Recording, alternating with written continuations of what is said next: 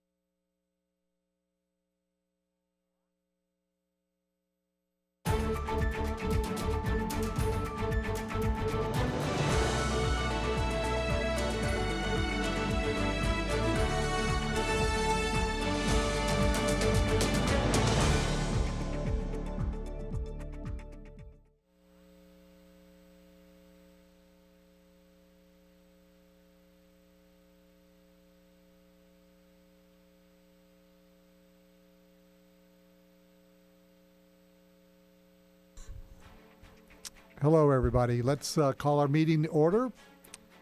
Please, if you could all rise and join me in the flag salute. I pledge allegiance to the flag of the United States of America and to the republic for which it stands, one nation, under God, indivisible, with liberty and justice for all. Thank you all, and can you please call the roll? Director Huffer? Yes. Director Newman? Here. Director Sullivan? Vice Chair Nichols? Yes. Chair Engler? Here. Very good. We have a full house. I believe that Director Frieda will be here soon, but we'll continue on our informational type stuff right now. And we do have our next item is public comments. And we have Lane. Come on up. Thank you. Lane Hagan, sorry. Thank you. Yes, hello. I'm Elaine Hagan of Thousand Oaks, and I represent the Conejo Open Space Foundation. I just wanted to bring it to your attention that we are hosting an event on September 28th, that's a week from Saturday, called Native Plant Palooza and EcoFest. It's at Conejo Creek Park North at the Lakeside Pavilion, and we have about 32 at last count exhibitors. And we'll actually even have a taco truck there, and we, depending on the weather, we'll have a cooling tent. Last year it was 90 degrees. This year it looks much more temperate. But anyway, I just wanted to invite you all to please come see what we're doing. COSCA will be one of the exhibitors.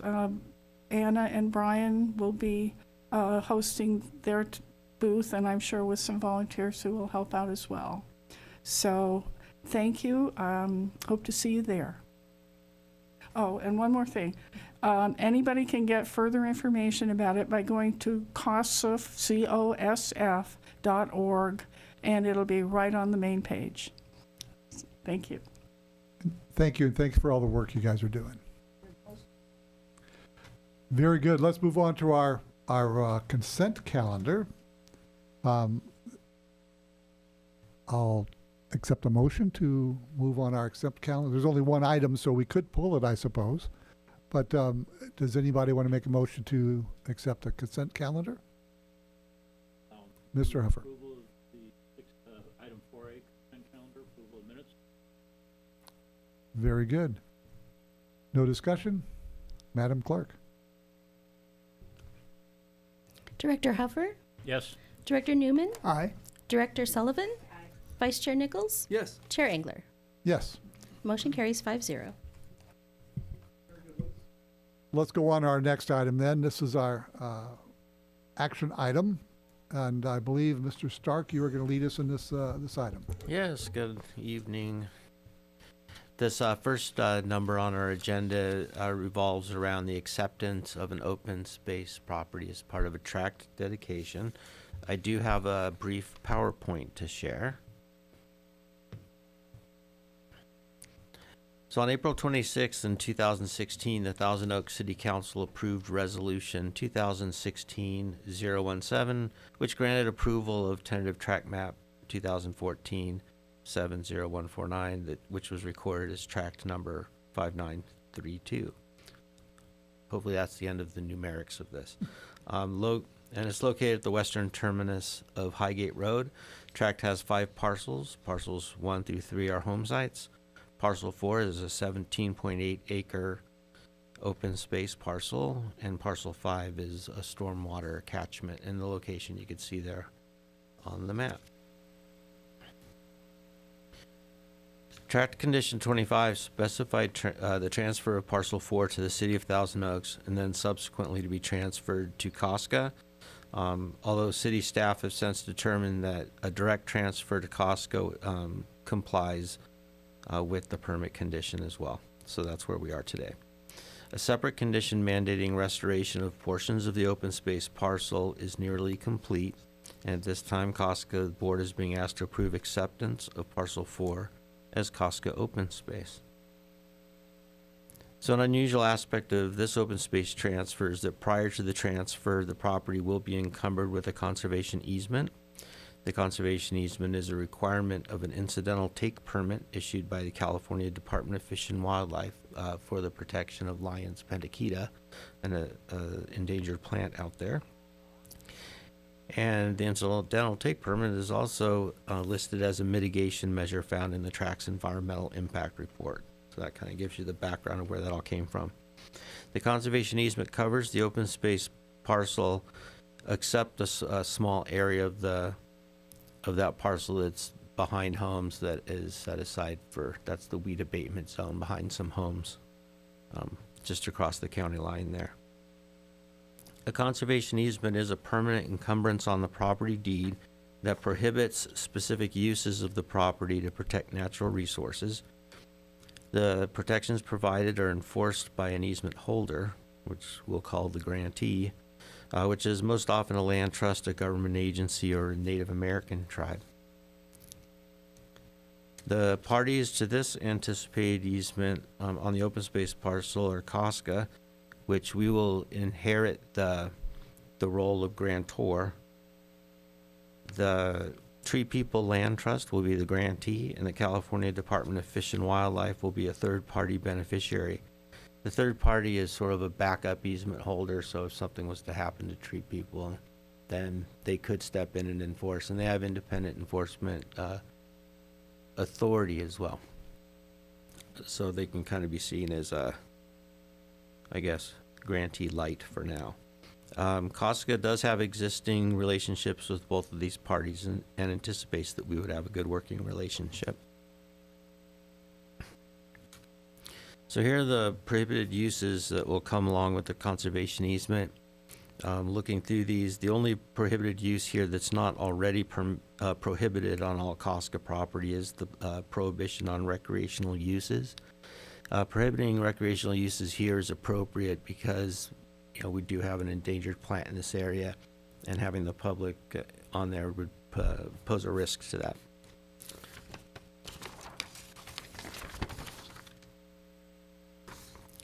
So COSCA's responsibilities with respect to the easement are really simply to avoid and prevent the prohibited uses, to address any third-party actions that happen out there that are contrary to easement, and to proactively work to protect the natural resources on the property as we do all COSCA open space. The grantee, Tree People Land Trust, has plans to fence the property to prevent public access using fencing that still provides wildlife access. So with the conservation easement comes some level of risk, as does owning open space property. It's not an unusual risk, but these risks consist primarily of the legal responsibilities COSCA would face in the event of an easement violation. Now, the way conservation easements work in practice, when a violation is thought to have occurred, then the grantor, the holder of the easement, their first step would be to call us, and we talk about what the issue is, and we work out cooperatively how to solve and address that issue. It's not something like a violation or a supposed violation happens and all of a sudden, we're in court. There's plenty of opportunity within this to negotiate reasonable conclusions. So we feel fairly comfortable in that regard. COSCA does own other properties that are encumbered by conservation easements. So a portion of our Rancho Potrero open space is covered by one. There's one at the Twin Ponds out in Dos Vientos. And actually, there's one out on the Western Plateau someplace, but it's an odd one that I still haven't been able to find a copy of it. But they exist and we're accustomed to them. So staff's familiar how these work, so we don't believe these will form substantial, any immediate risk here. Any of the risks that are posed out here we think can be mitigated mostly by having good communication with the other parties to this easement. For the most part, the Department of Fish and Wildlife, they're not local, so they're not really around. But we've interacted fairly consistently with Tree People Land Trust, and so we feel comfortable with them. So to kind of wrap this whole thing up, accepting the open space property through a tract condition is a common practice and one for which COSCA was founded, and something that we've done many, many times. And while the conservation easement provides land protection in spite of ownership, we do believe that a local agency assuming ownership best serves the long-term conservation of endangered plants over leaving it to private ownership and private management. The risks posed through the conservation easement can be mitigated. COSCA also shares the conservation goals achieved through the oversight provided by Tree People and the Department of Fish and Wildlife. It's very much in our interest to protect the lion's pennaquita. That's our business. So I think we would gladly jump to the defense of that plant if ever need be. Throughout the process, the developers acted in good faith to meet all project requirements here. This has been going on for coming up on, what, 8 to 10 years. So it's a good time to wrap it up and for us to move on to conservation work. Staff's recommendation is to adopt a resolution authorizing acceptance of the 13.8 acre open space parcel, subject to the conservation easement in favor of Tree People Land Trust and the Department of Fish and Wildlife, and authorize the co-chief administrative officer to execute any and all documents to effectuate the transfer of the property to COSCA. Just remind myself, because there's all the mummery we have up front. So the official action we're asking today is just to adopt the authorization to accept the property subject to the easement and to execute all documents necessary. It's also with regard to the California Environmental Quality Act. I have my notes on that somewhere. Oh, here we are. There we go. Yeah. Well, we find that the actions categorically exempt from the California Environmental Quality Act pursuant to California Code of Regulations, Title 14, Sections 15307, 15308, 15317, 15061, and 15325. There's more information about those CEQA numbers in your packet there. And with that, I am available for questions. Very good. Does anyone have any questions for Mr. Stark? Let's go ahead. Thank you, and thank you for your report. Just a couple of questions. One, do I understand the staff report correctly that ownership would transfer from the private property owner to COSCA, and COSCA would then grant a conservation easement to these two parties, Tree People and CDFW? So the order in which this happens is that the easement gets granted by the developer, and that is a requirement of the incidental take permit. So they can't transfer the property without doing that first. So what we will be doing is inheriting the role of the grantor. So we won't be the original grantor, we'll be the new grantor. But after that easement is granted, I guess what I'm getting at is, who is the ultimate property owner? That would be, COSCA would own the property. Okay, great. I should disclose that I was on the Planning Commission at the time this case was heard, in 7-8 years ago. And one of the concerns around that case was Pennaquita preservation. One of the conditions here is that the parcel, this 17 point something acre parcel, is restored. So is staff satisfied that the property has been adequately restored to protect Pennaquita going forward? Yeah, the restoration work's been ongoing over a number of years.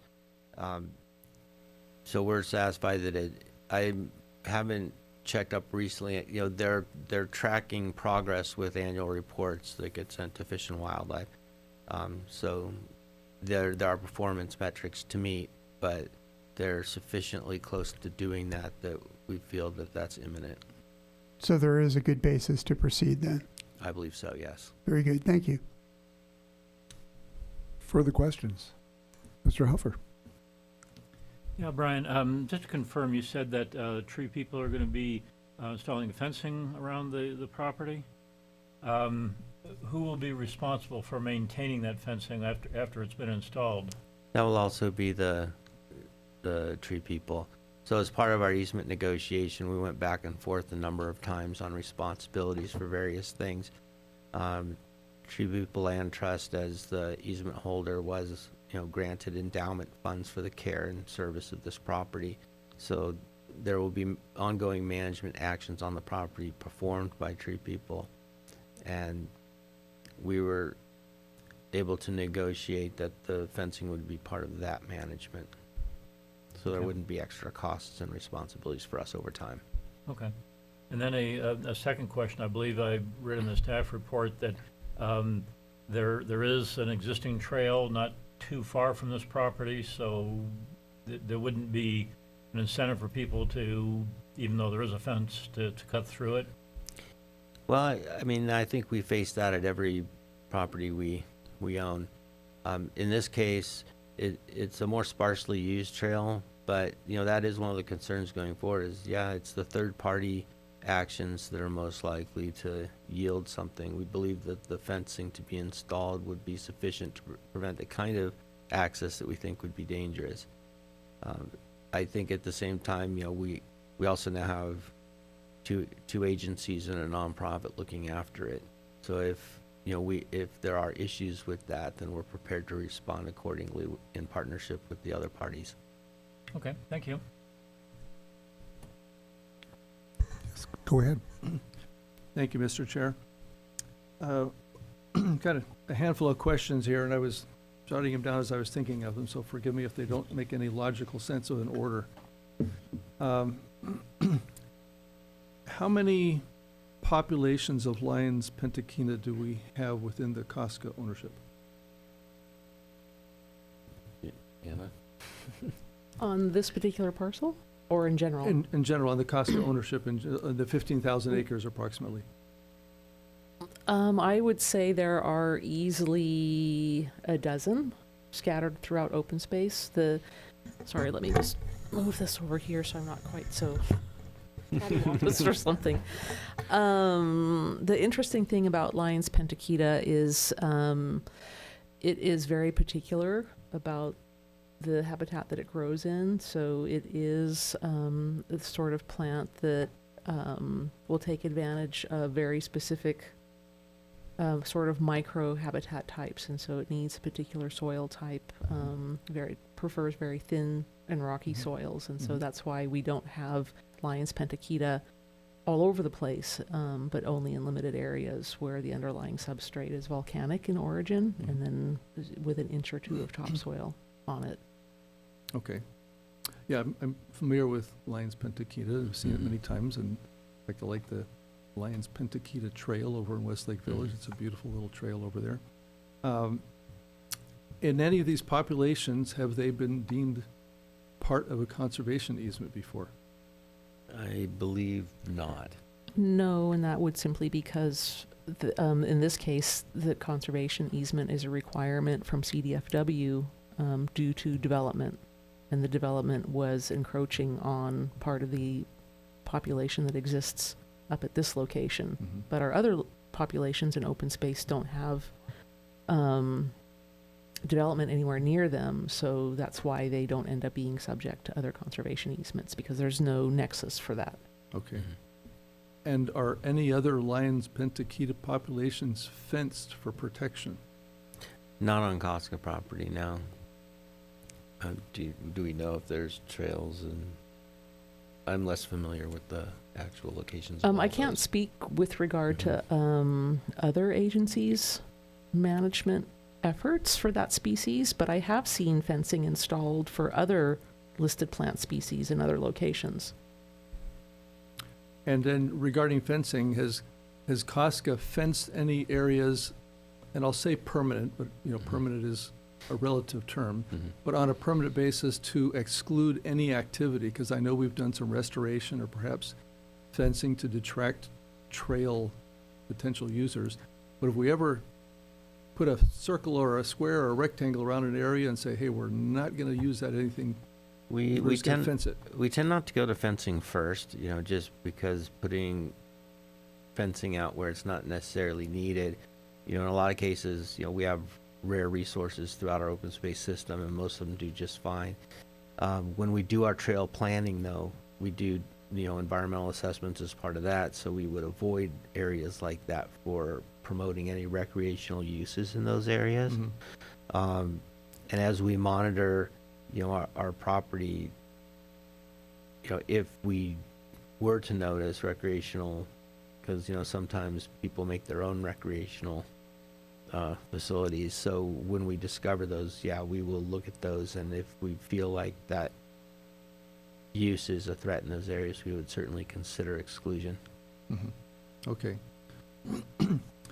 Thank you. I appreciate that, because I'm just trying to reflect on this as perhaps a precedent, because I'm not aware of us ever having to acquire a piece of property that's fenced and will always be fenced, which generally comports with our mission, but it's also part of being, visible, accessible, visually pleasing and all that, and it just seems to me to kind of contradict some of that in some degree. So I'm just kind of questioning a little bit of that. But I also believe it speaks strongly to our mission of protecting endangered species in an area where, you know, the encroachment is a potential threat. So Well, I can understand that, but I mean, I've hiked the Lake Eleanor Trail many, many times, and I'm very familiar with it.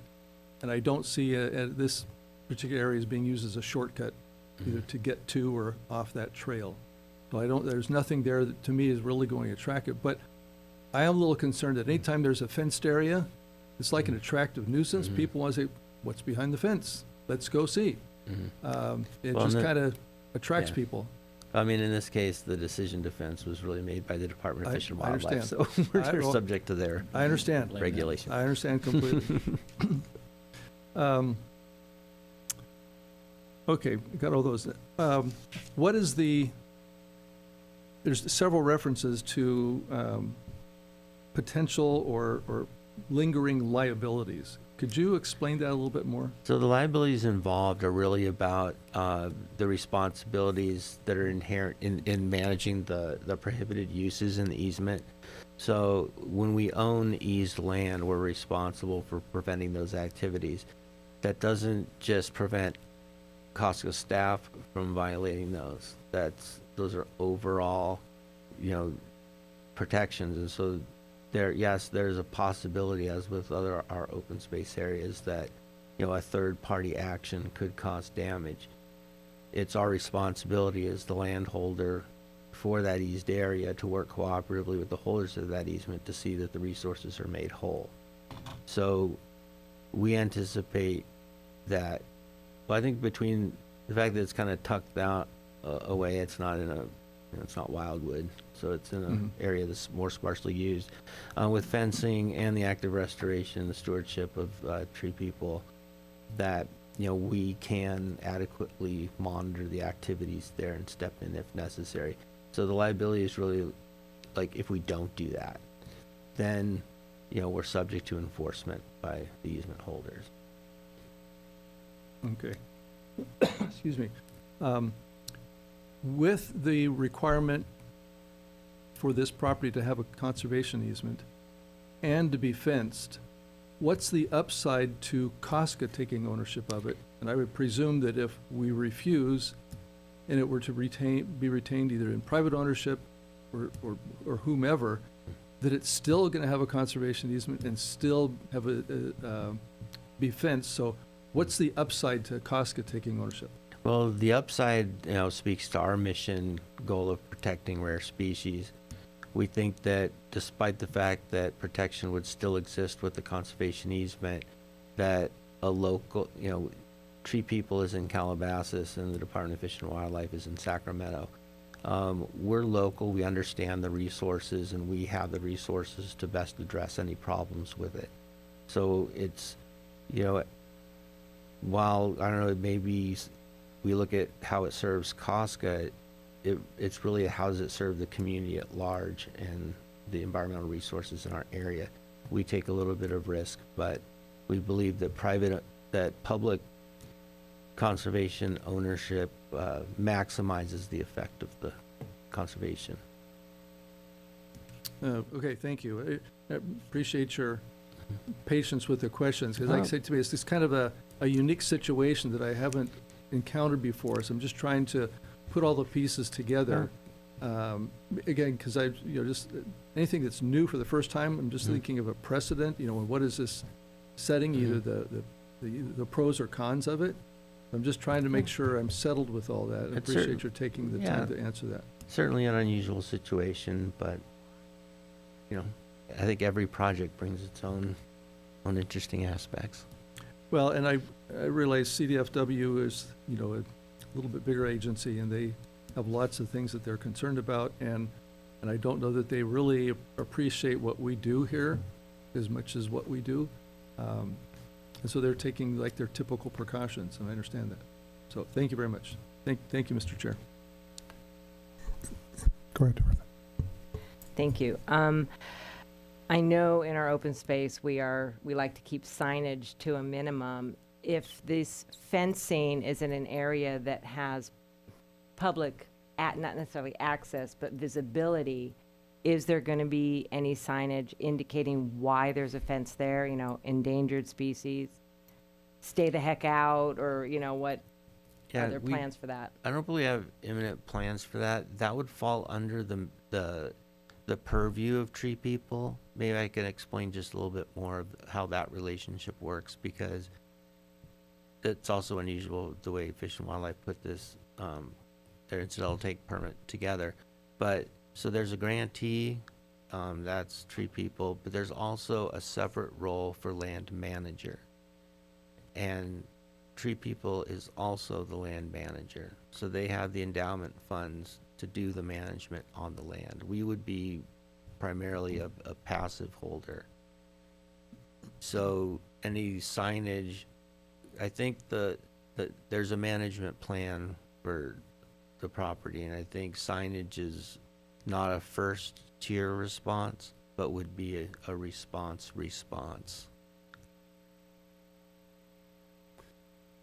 Thank you. Any other questions? Thank you, Mr. Chair. Mr. I Nichols. did have one more question. I forgot to look at my notes here.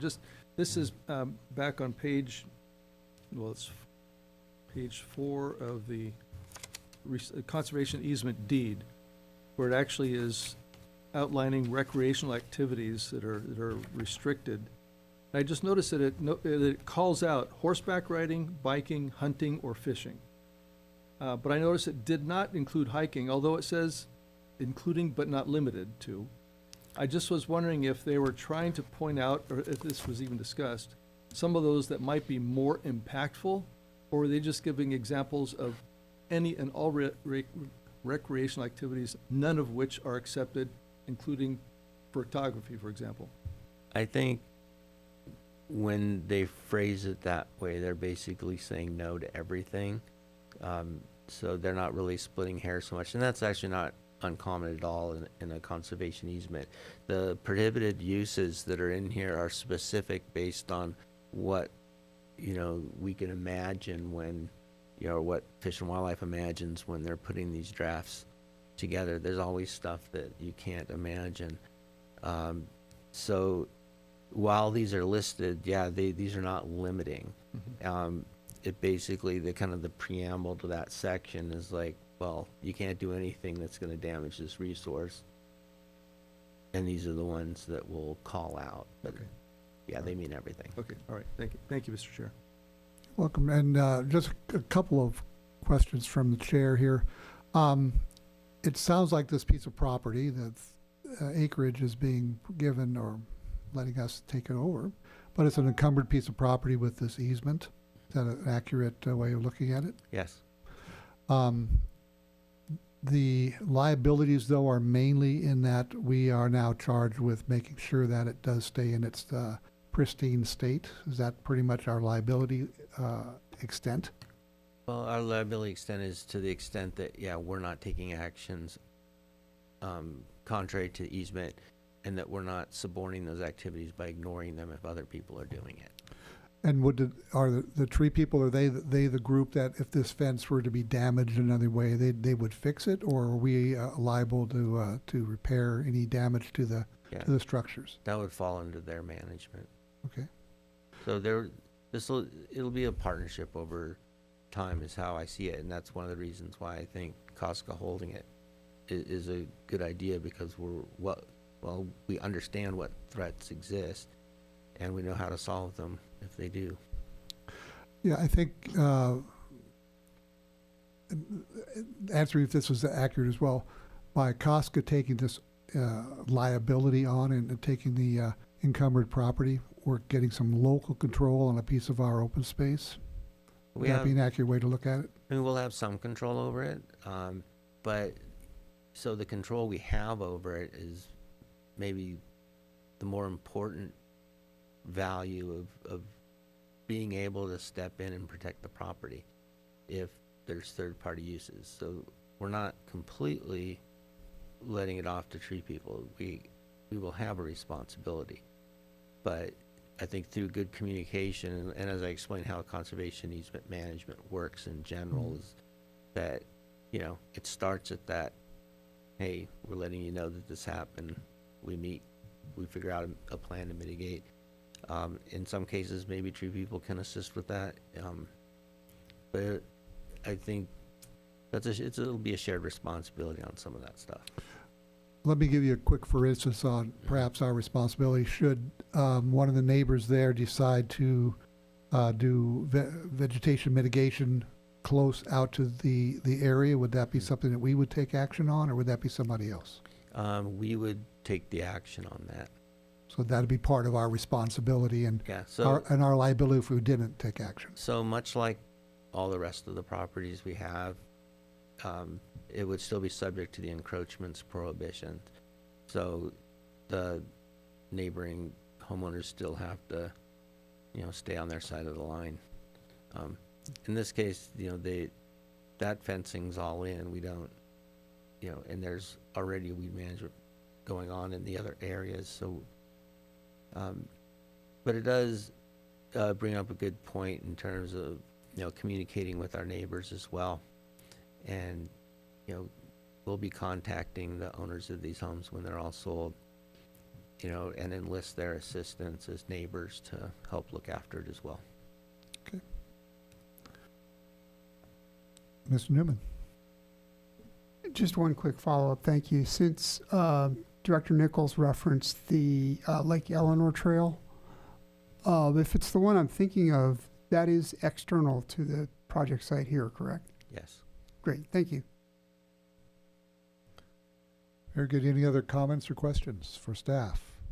We do not have any public comment cards in. Therefore, I'll close this hearing and open it up to any further discussion and questions by our board. Mr. Newman. Thank you, Chair. I should also disclose that I voted against this project as a planning commissioner, but I'm more than happy to support the recommendation of COSCA here that we proceed with the two recommendations staff has proposed. This is originally a 24-acre property. One of my concerns was preservation of Peniquita. I had other concerns as well, but this more than adequately addresses those concerns. Out of the 24 acres, something like 5, I think, were developed. So if my math is right, this is something, it's not half a loaf, it's 74% of a loaf, and I'll take that. That's not a bad deal for, and preserving what is one of the largest stands of Lyons Peniquita in our area. So I'm happy to support it on that basis.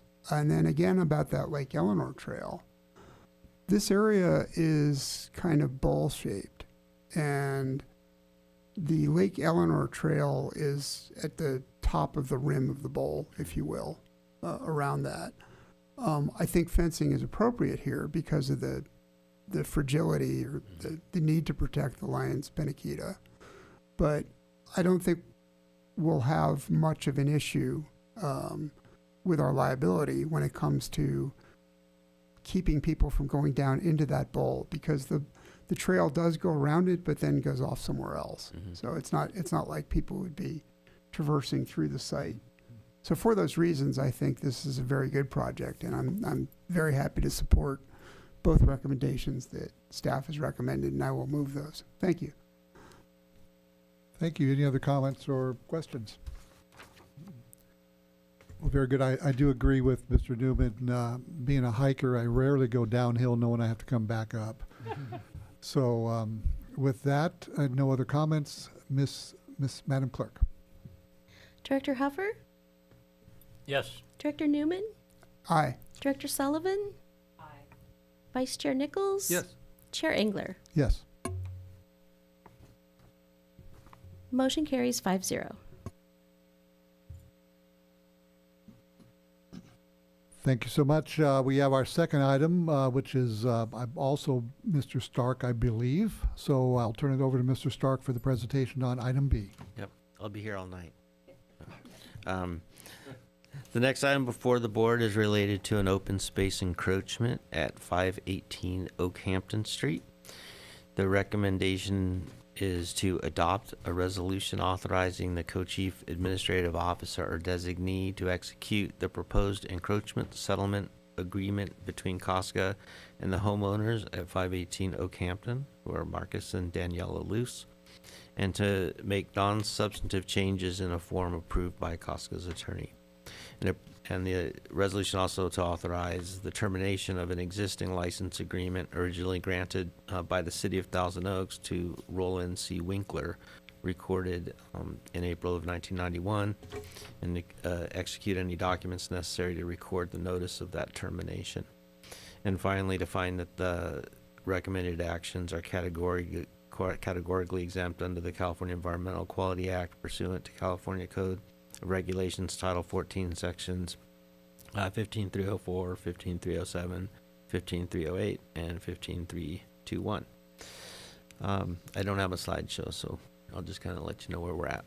The encroachment at 518 Oakhampton on the COSCA property was first discovered in 2021 during an inspection related to a neighboring property. The encroachment consists of construction of an 870 square foot patio area with DG and some yard art, fencing of approximately 3,650 square feet of COSCA property, and construction of a tree house on COSCA property. COSCA's response began with a letter advising of the encroachment that we sent to the homeowners on June 8th in 2023, and that was sent by the city attorney's office on our behalf. The homeowners did respond promptly and expressed interest in cooperatively, finding some resolution here. After brief negotiations, all parties did agree to a set of settlement terms that would resolve the encroachment, and these are reflected in the draft settle agreement circulated with your meeting package. Interestingly, while we were negotiating the conditions of settlement, the property owner's title company did produce an existing license agreement that was granted by the city to Roland Winkler, who was the owner of that address at that time. That permitted some landscaping and irrigation in that area, ostensibly as a fire buffer. In reality, that was probably more like the guy landscaped the area and then came back later, and that's how the city resolved the first one, was doing a license agreement to allow it. But it did constitute an encroachment now because it didn't permit fencing or hardscaping or a treehouse.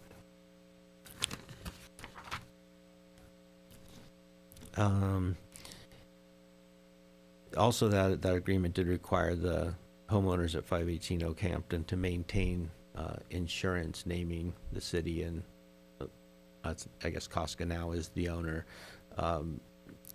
to have us held harmless and additionally insured on their insurance. And there's we find no documentation that ever happened. So currently that agreement is in breach.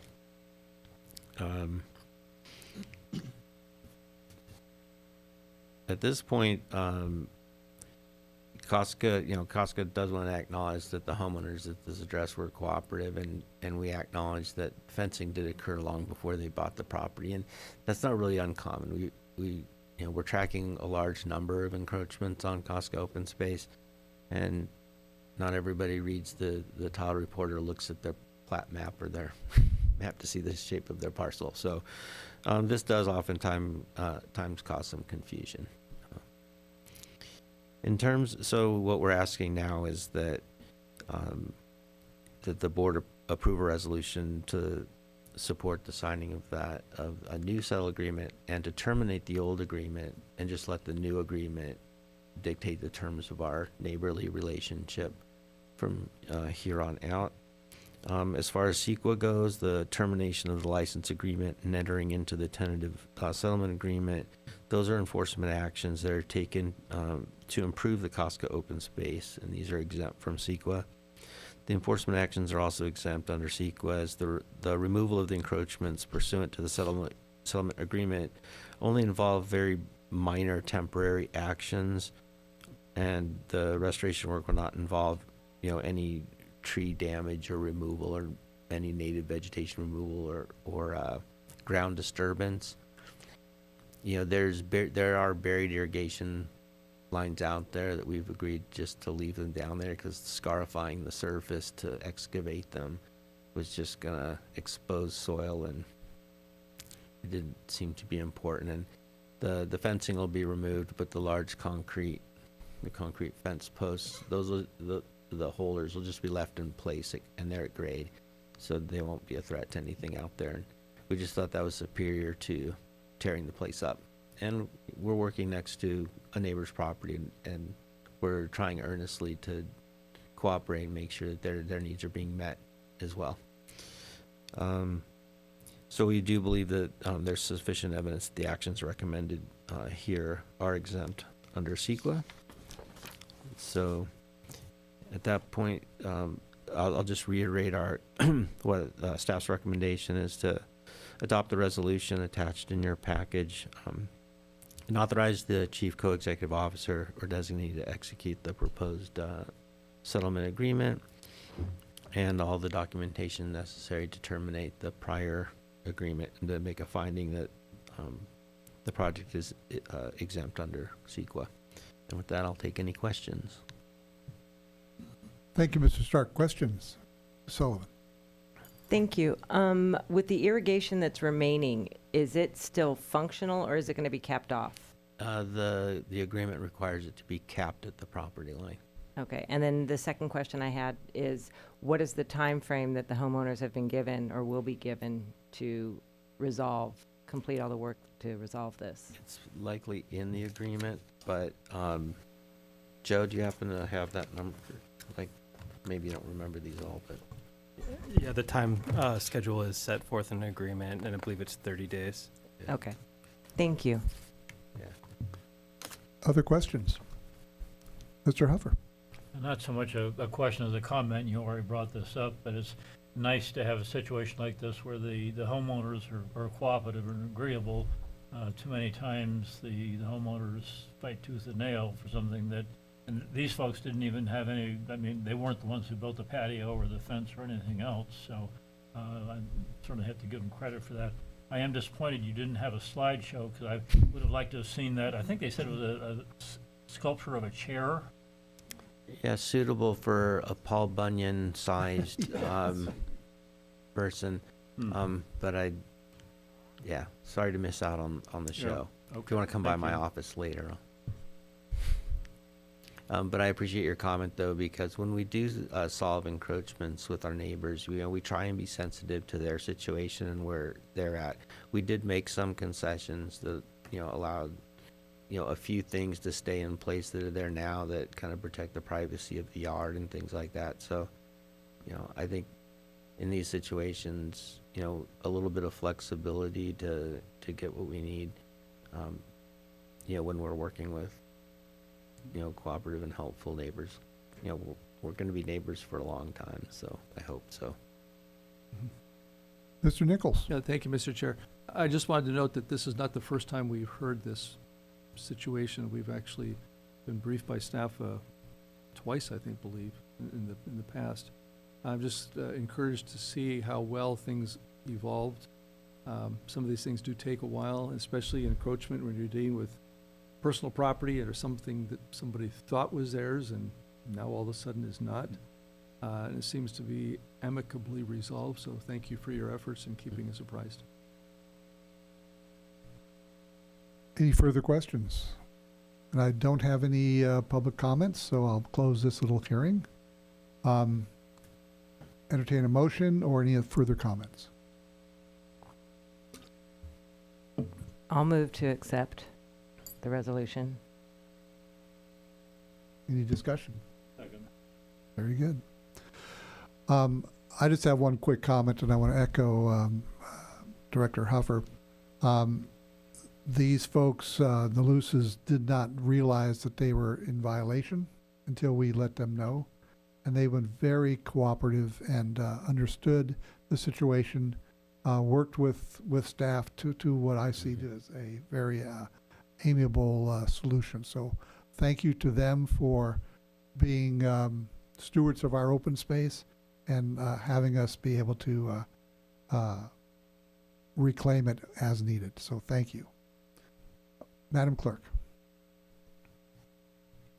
Director Huffer, Yes. Director Newman, Aye. Director Sullivan, Aye. Vice Chair Nichols, Yes. Chair Engler. Yes. Motion carries 5-0.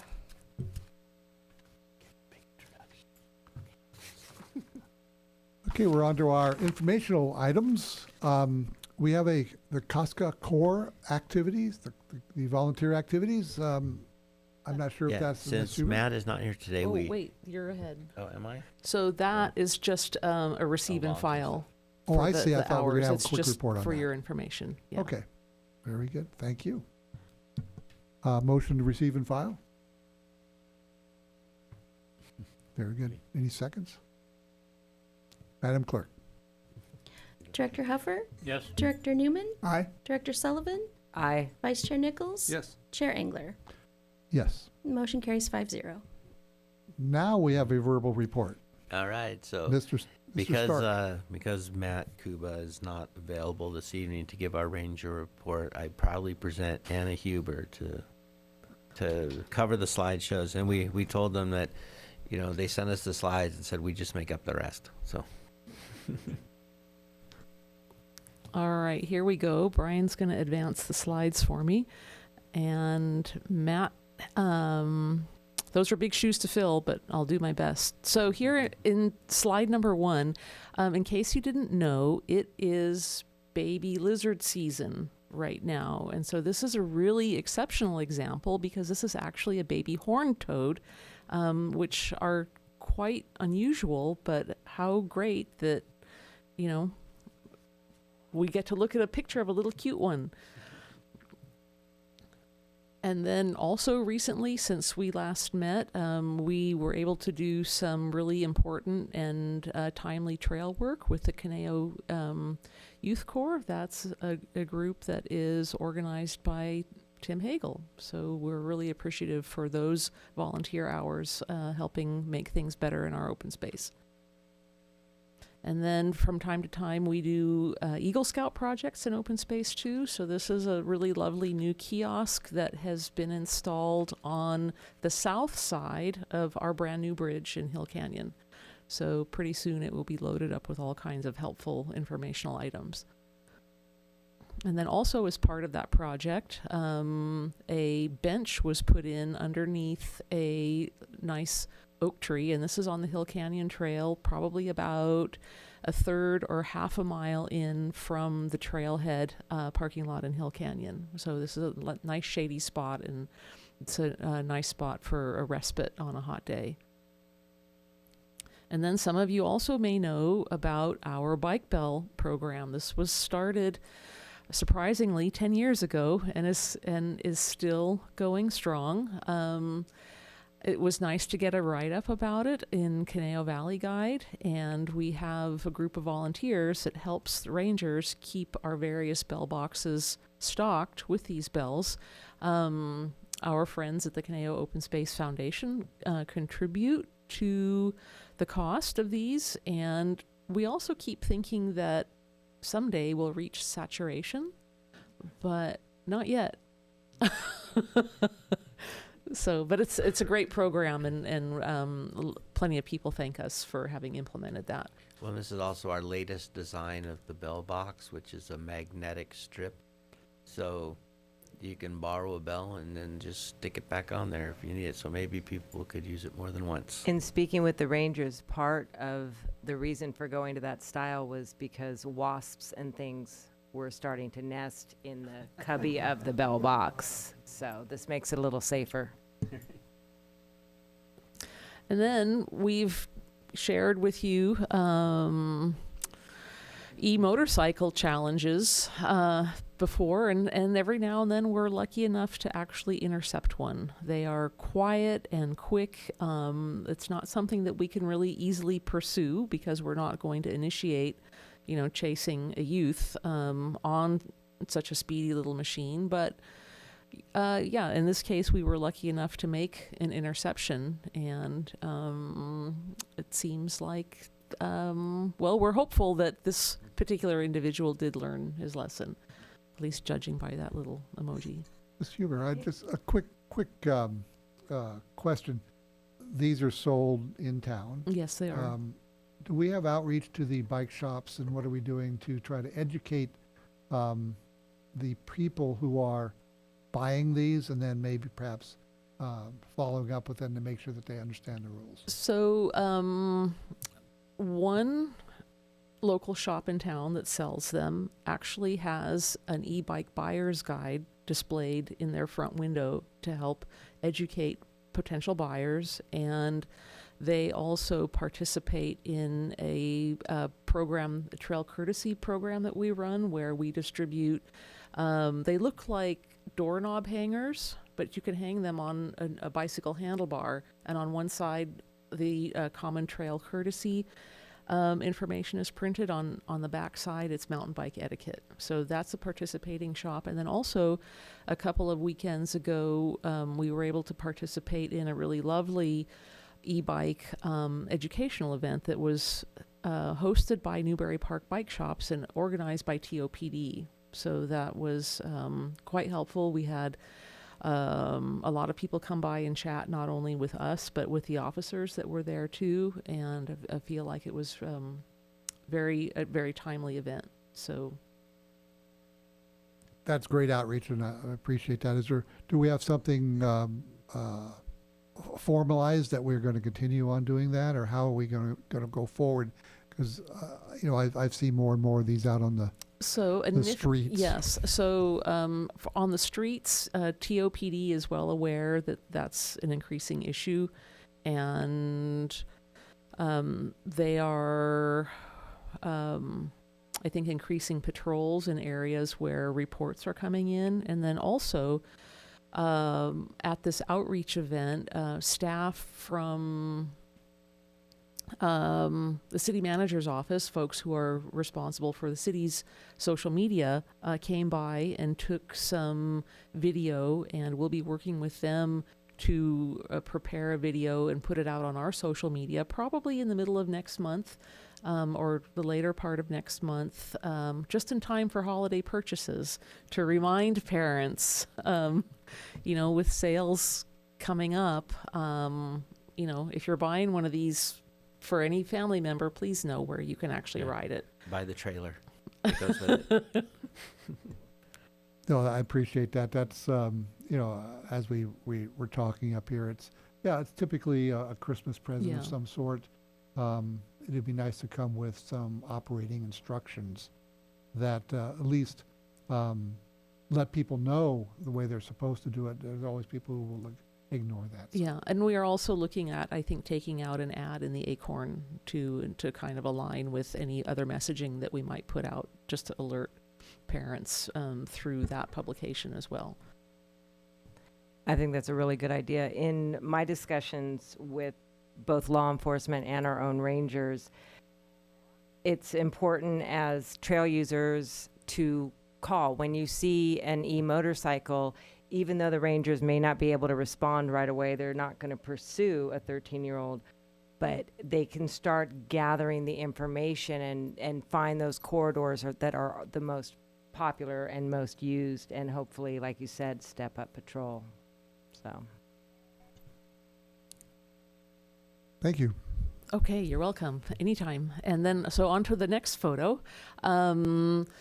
Rangers are also working on installing signage in various areas to discourage nighttime use of open space, and the signage installation is focused on those spots where we tend to have unhoused individuals setting up camp. So this is part of our management of that issue.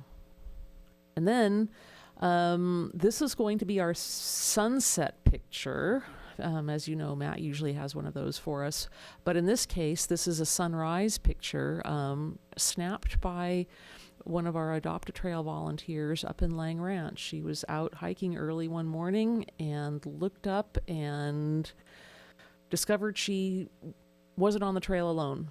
So this is a pretty fantastic picture. And when she looked over the edge to see where the cat leapt to, it was gone. She couldn't see it because it blended in with the color of the vegetation so well. So, but a pretty great photo. And with that, I think that now I'm going to take my Matt hat off, and that's what he would have shared with you if he were here today. Well, thank you very much. I believe that I got to get my agenda back up here. We do have COSCA updates by our general manager, Mr. Friedel. Go first, please. Yeah, I try to share stuff that's relevant to both agencies, or COSCA in particular, and we're all familiar with the Rancho Potrero Community Equestrian Center, so everybody has been part of that, the city, COSCA, CRPD. Ride On is doing a really great job out there running things, and we're very pleased that we recently went through the permit process through the city to have the small, we call it the East Arena, near the boarding facility. The East Arena will have new LED lighting, and we're going to probably be able to do that project in the next 4 to 6 months or something, so that'll be exciting. And anything from the city side? That's it. Very good. I'll open it to any board member comments that people would like to share. Ms. Sullivan.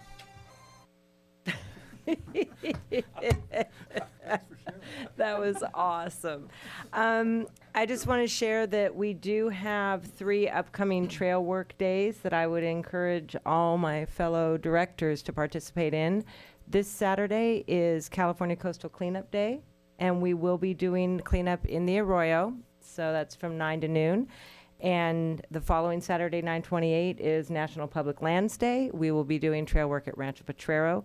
Both of those you can find more information from by going to the CRPD to register and just search COSCA.